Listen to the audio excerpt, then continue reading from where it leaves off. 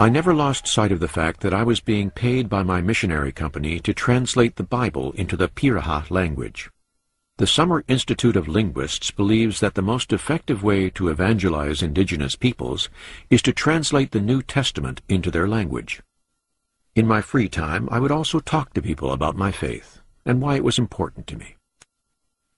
In the evening, after my family had finished dinner, when we were still cool from our baths in the Maisi River, we would make coffee for some of the villagers who visited.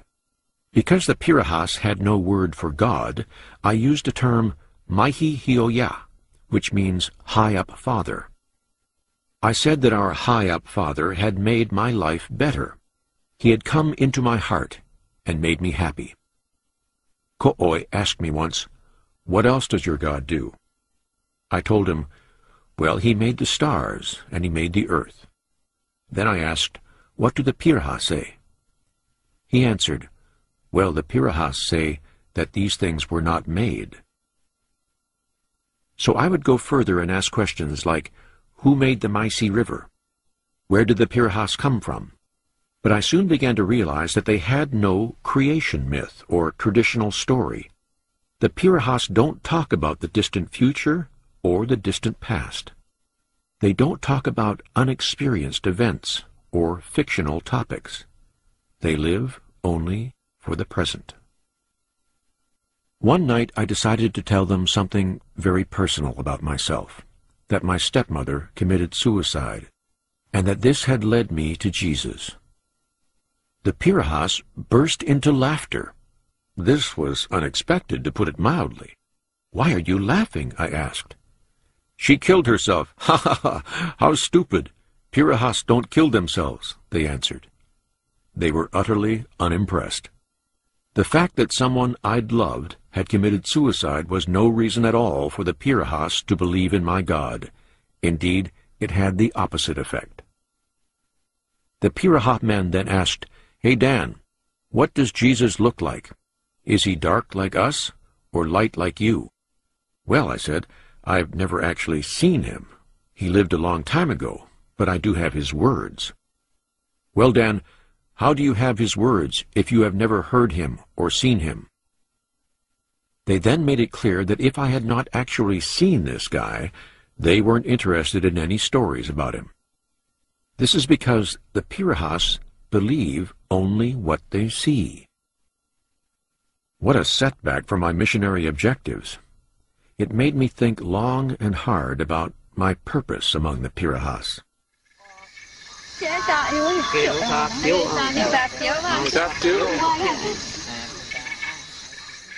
One morning I was sitting in the front room of our house, drinking coffee with several Piraha men, and Ko'oi came in. "Hey Dan, I want to talk to you," he demanded. "The Pirahas know that you left your own land. We know that you do this to tell us about Jesus. You want us to live like Americans. But the Pirahas do not want to live like Americans. We like to drink. We like more than one woman. But we like you. You can stay with us. But we don't want to hear any more about Jesus. Okay?" The other men present seemed to agree with him. So I replied, "If you don't want Jesus, you don't want us." I then explained I needed to get on with my studying, so the men rose and left to go fishing. This shocked me, and this information presented me with a clear moral choice. I had gone to the Pirahas to tell them about Jesus, and to give them an opportunity to choose joy and faith over despair and fear, to choose heaven over hell. I talked this over with my wife Karen. We decided that before we made any decision, we would take our first trip back to the United States in over 5 years. And I thought hard about the challenge of my missionary work.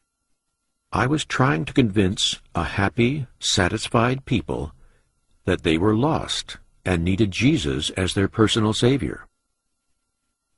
On our return, we decided to move to another village. We had something new to offer this group of Pirahas, the recently translated Gospel of Mark in Piraha, recorded in my own voice. I brought in a wind-up tape recorder, and taught the Pirahas how to use it. A few weeks later, the people were still listening to the gospel, with children cranking the recorder. I was initially quite excited about this, until it became clear that the only part of the book they paid attention to was the beheading of John the Baptist. "Wow, they cut off his head. Play that again."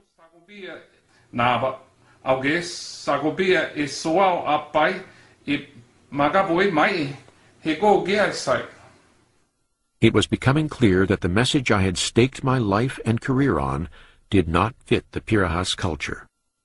They didn't feel lost, so they didn't feel a need to be saved either.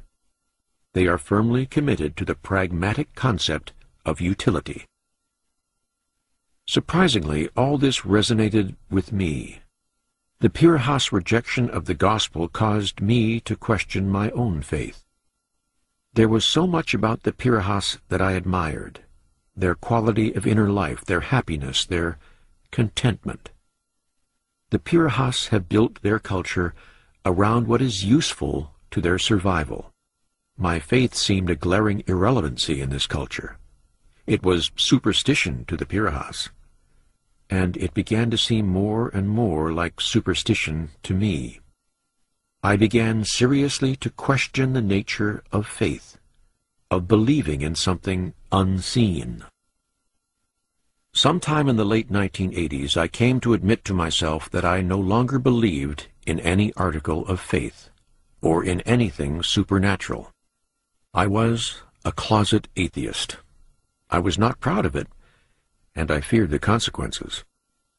It took 20 years for me to reach the place where I was finally prepared to take the consequences of my deconversion, and as I expected, when I finally announced my change of belief, it had severe consequences for me personally. It's such a difficult decision for anyone to tell his closest friends and family that he no longer shares their foundational beliefs. In the end, my loss of religion and the epistemological crisis that accompanied it led to the breakup of my family, the one thing I had most wanted to avoid.